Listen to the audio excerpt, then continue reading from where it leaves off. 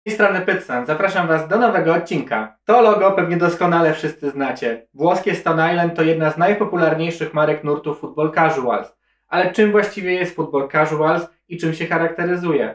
Na te pytania znajdziecie odpowiedzi w tym materiale, a w ich udzieleniu pomoże mi Bartek, współzałożyciel portalu PF Casuals oraz menadżer sklepu Clover. Jeśli jeszcze nie słyszeliście o Cloverze, sprawdźcie pierwszy odcinek na moim kanale. Jakbyś laikowi wytłumaczył, czym jest Football Casuals i jakimi głównymi elementami się charakteryzuje? Chodziło o to, że kibice angielscy, którzy byli pod koniec lat 60., nawet można to podciągnąć, przez lata 70., po prostu byli łatwo wyłapywani przez policję. Tak? Ich wygląd to zazwyczaj były glany, jakieś duże buty, typu właśnie doktory Martensy.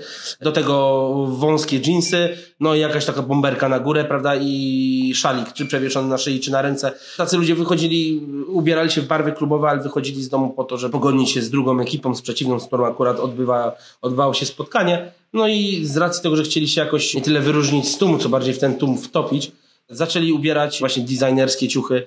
Chodzi tu o marki sportowe, jak i marki takie premium. Jeśli kibic ma na sobie fajny sweterek, który nie jest najtańszy, z jakiejś takiej marki bardziej premium, tak można powiedzieć, w którą bogaci londyńscy biznesmeni ubierali się grać w tenisa po południu. Policja w ogóle nie kojarzyła takiego stylu ubierania z chuliganami. Oni przechodzili obok policjantów i nikt ich nie zatrzymywał. Zatrzymywali byli kibice właśnie z szalikami, z jakimiś emblematami, a tacy przechodzili obok, łapali się z drugą ekipą, no i zaczynała się awantura, prawda? Było to też również po to, aby jedna ekipa mogła łatwo zidentyfikować drugą. Gdyż po jakimś czasie casuale, kibice, chuligani angielscy też chcieli unikać tego, aby osoba, która po prostu idzie sobie tylko obejrzeć mecz, nie ma nic wspólnego z ekipami, żeby ona nie dostała tutaj jakiegoś oklepu przez przypadek. Tak się ekipy rozpoznawały. Na początku chodziło właśnie o to, żeby uciec przed policją, potem żeby rozpoznać się między ekipami, a potem jeszcze na wyższy poziom w którymś momencie, gdzie chodziło o to, która ekipa poza tym, że będzie lepsza w bezpośrednim starciu, żeby ona też pokazała, że nosi lepsze ciuchy, ma lepsze to, jak to oni mówili, umundurowanie. Cały czas ludzie kłócą się, skąd się, gdzie się wziął, gdzie się narodził. No wszystko wskazuje tak naprawdę, że narodziłeś to w Liverpoolu. Liverpool przez lata 70. miał bardzo dobrą drużynę i podróżował po całej Europie, właśnie walcząc o puchary europejskie, o puchar Europy, o puchar UEFA. No i odwiedzając między innymi włoskie miejscowości, czy francuskie, gdzie ochrona w sklepach nie była przygotowana na najazd Anglików. Zresztą można powiedzieć, że w ogóle nie byli przygotowani, że ktoś przychodzi do sklepu i kradnie. Anglicy tak naprawdę wchodzili, zabierali co im się podobało, przywozili to z powrotem na wyspy. Inni kibice oglądali to i patrzyli na to z podziwem. No początkowe te marki to były, nie wiem, Sergio Tacchini, Lacosta. Oczywiście ubierali się też w marki ich lokalne angielskie, prawda, czyli Burberry, Leyland Scott, Pringle, też szkocka marka, która głównie specjalizuje się w produkcji wełnianych swetrów. Benetton też przez lata 80. to była bardzo popularna marka, LS. I właśnie jeśli o to chodzi, te marki były bardzo mieszane. Zostały przywiezione przez kibiców, tak jak mówię, Liverpool na wyspy i od tego tak naprawdę zaczęło się to rozprzestrzeniać. Przez Liverpool po Manchester. W Londynie z racji tego, że to jest duże miasto, stolica kraju, gdzie od zawsze były butiki, od zawsze były sklepy, no to tam troszkę łatwiej pewnie było się niektórym zaopatrzyć w te ubrania, no ale też z racji tego, że zauważono, że takie rzeczy są przywożone do Anglii przez tą młodzież z klasy robotniczej. Też coraz więcej hurtowników zaczęło się tym interesować, no i otwierać coraz więcej sklepów. Lata 70. no na przykład grupki z Manchesteru były nazywane Perry Boys. To właśnie wzięło się od Freda Perry'ego. Wielu z nich nosiło polówki z Freda Perry'ego, stąd wzięła się ta nazwa. Jednak zawsze wszystkie ekipy jakby ten styl mieszały. Nie było czegoś takiego, że jakaś ekipa którąś z marek sobie przywłaszczyła i nikt inny jakby nie mógł jej nosić, albo była konkretnie z tą ekipą kojarzona, tak? Ten związek stylu football casual z Adidasem wydaje mi się, że wziął się od tych butów. Adidas Samba to były buty masowo kupowane przez młodych Anglików, którzy chcieli się upodobnić do piłkarzy, którzy w takich korkach biegali po boisku. Niektórzy nawet zanim jeszcze Samba i w ogóle Adidas zaczął wypuszczać takie ogólnodostępne trainery dla każdego pospolitego człowieka, kibice kupowali korki. Niektórzy nawet w korkach chodzili na stadion na mecze, a niektórzy wykręcali po prostu i w korkach chodzili, żeby 3 paski były widoczne.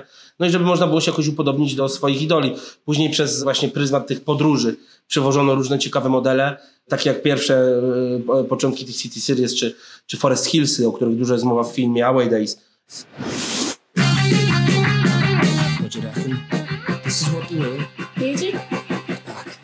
Tam Adidas, z tego co wiem, przysponsorował ten film. Akcja filmu toczy się w okolicach Liverpoolu w późnych latach 70. gdzie są pokazani właśnie ci młodzi ludzie, którzy poza pracą od poniedziałku do piątku szukali zawsze jakiejś takiej odskoczni poza imprezami, alkoholem, już coraz częściej obecnymi narkotykami. Też zaczęli jeździć coraz więcej po Anglii, wspierać swoją drużynę. No i przy każdym takim wyjeździe oczywiście dochodziło do awantur.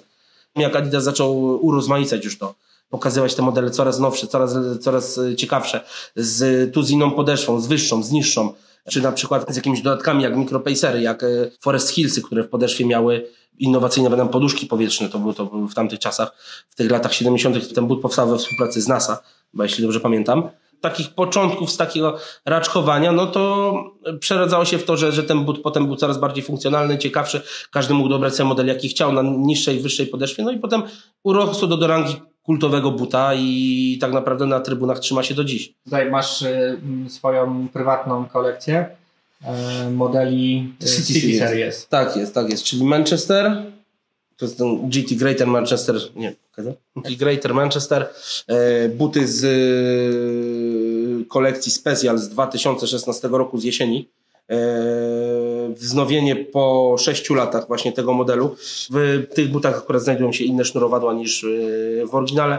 Bardziej upodobiono je do modelu Special, ale jest to but, który rozszedł się momentalnie i no do dzisiaj na festiwalach tak jak Laces Out osiąga dość wysokie ceny i ludzie bardzo, bardzo go poszukują. Adidas Malmö to jest z ostatniego dropu Adidasa teraz z listopada, jeśli dobrze pamiętam. Są te buty. I London, czyli takie, ja może będę mówił za siebie, 3 City Series, które ja zawsze chciałem mieć, udało mi się je zdobyć i są to bardzo, bardzo fajne modele, podobają mi się zarówno kolorystycznie, jak i jeśli chodzi o budowę tego buta, o to jak on wygląda. No i do nich też ogromną rangę przypisują casuale, można powiedzieć po tym ostatnim roku troszkę narzekania było, bo Adidas zrobił te wydania bardziej masowe. Tych butów było więcej i według wielu ucierpiało one na jakości przez to. Właśnie z perspektywy casualsów, czy kibic, nie wiem, Chelsea chodzi tylko w modelu London, czy na przykład to jest tak, że obojętnie które buty z serii zakładasz, czy raczej przypisujesz też wagę, że jakiej drużynie kibicujesz, taki model powinieneś nosić? Bądź w jakim mieście mieszkasz, taki model powinieneś nosić? Ogólnie w Anglii nie ma czegoś takiego. Tam przez lata 70. było, ale to było tak bardziej spontaniczne.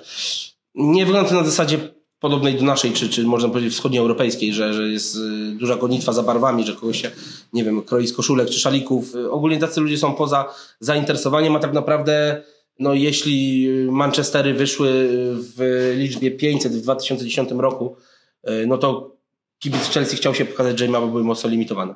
Okej, czyli po prostu sam but jest też dalej elementem ubioru na zasadzie... Tak jest, dokładnie. Jak ze wszystkim, im bardziej limitowany, bardziej pożądany model, tym lepiej go posiadać. Tak jest, tak jest. Więc tutaj no to jest dla nich bez różnicy. To też są dwie rzeczy. Jedna to jest sprawa taka, jak bardzo chcesz być właśnie unikatowy, jak bardzo chcesz się pokazać, że jesteś kumaty, tak? Czyli, że trzymasz takie buty, zobaczy to inny gościu, no i widzi, dobra, on się zna, ma mocno limitowanego buta, który tak samo dość dobrze wygląda, a drugie to też są gusta, prawda? Bo niektórzy takich, można powiedzieć, no prawdziwych casuali noszą tylko to, co im się podoba.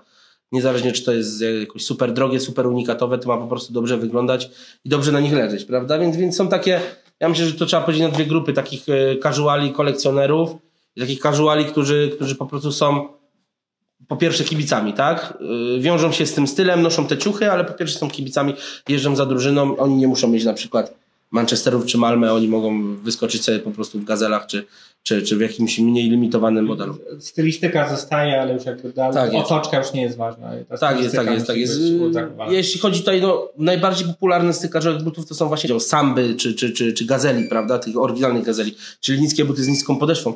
Ale mam też wielu kumpli, którzy latają w ZX-ach. Można powiedzieć, że Adidas jest główną marką, czy jest jedyną marką obuwniczą jakby w całym stylu casualowym? Przez lata na pewno był wiodącą, tak? Tam zdarzało się, że ktoś przemycał jakby to w stylu Nike czy New Balance, prawda?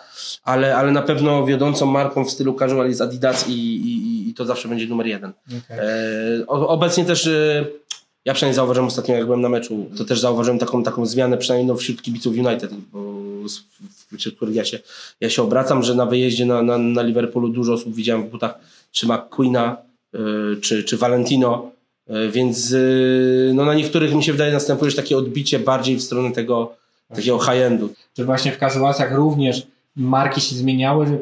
Czy możesz na przykład w tej, nie wiem, 40-letniej historii powiedzieć, że są topowe marki i są takie marki, które były, ale już nie są uznawane przez casualsów jako te ich marki? Na pewno możemy zacząć od tego jakby ścisłego początku, gdzie tak mówiłem, były sweterki Pringla, sweterki Lyle Scotta. Pringle myślę już stracił troszkę takiego, może nie tyle zaufania, ale na popularności sporo stracił wśród casuali. To jest dalej jedna z wiodących brytyjskich marek.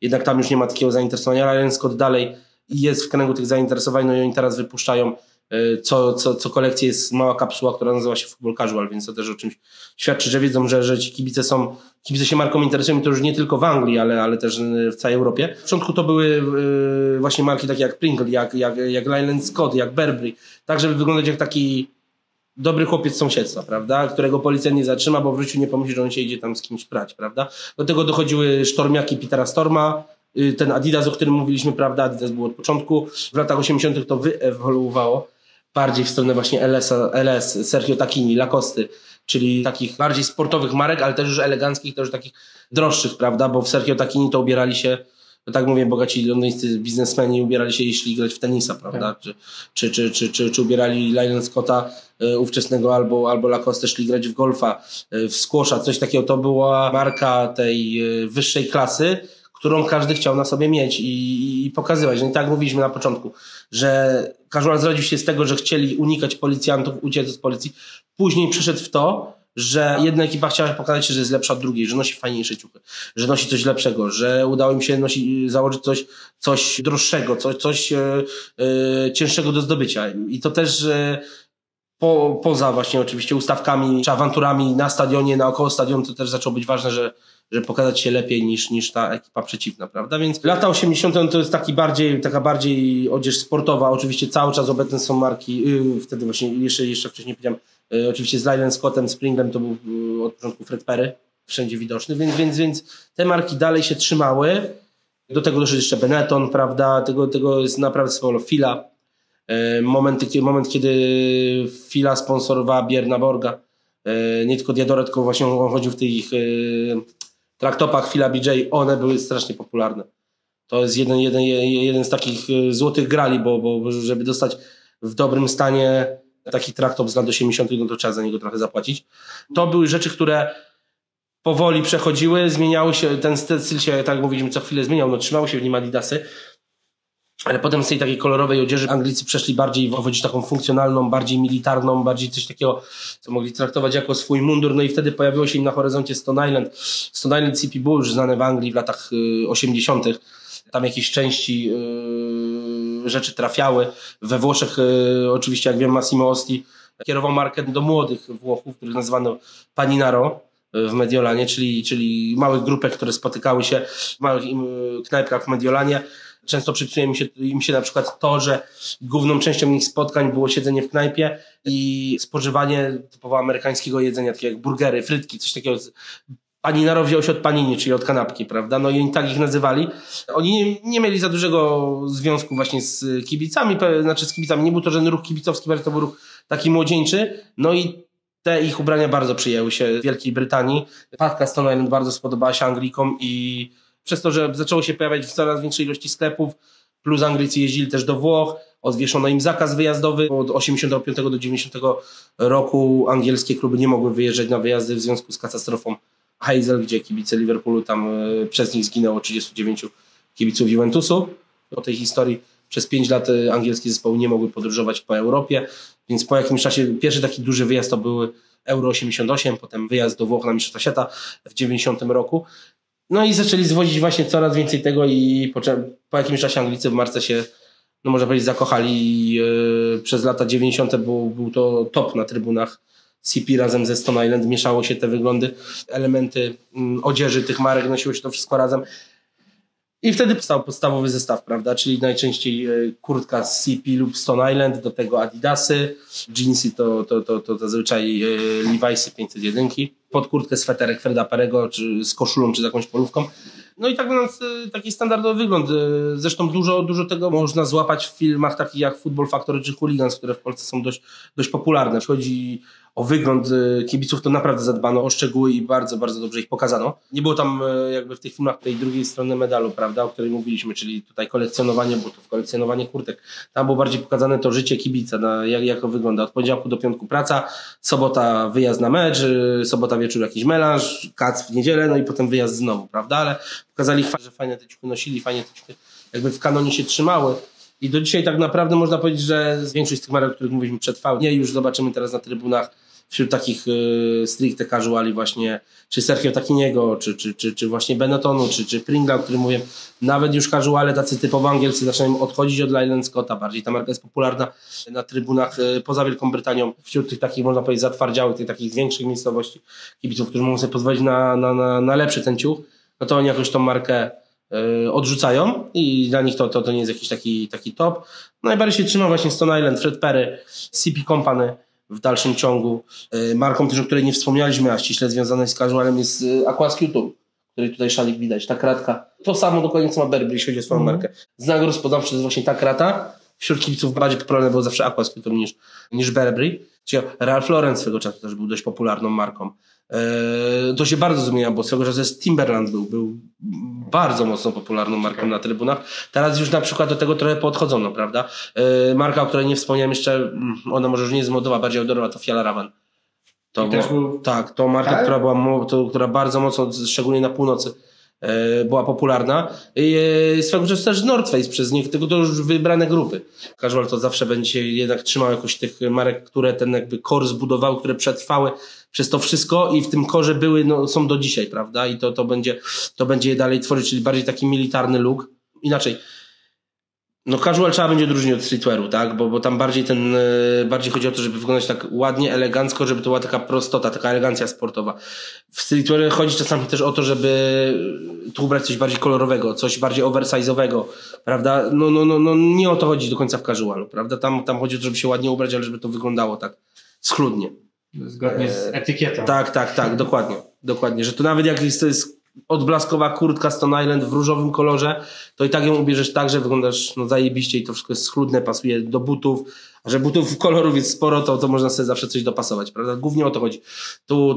Tu nie jakieś dziwne fryzury, masa jakichś tam kolczyków, takich innych rzeczy, nie. No tam chodzi o to, żeby dobrze się prezentować, prawda?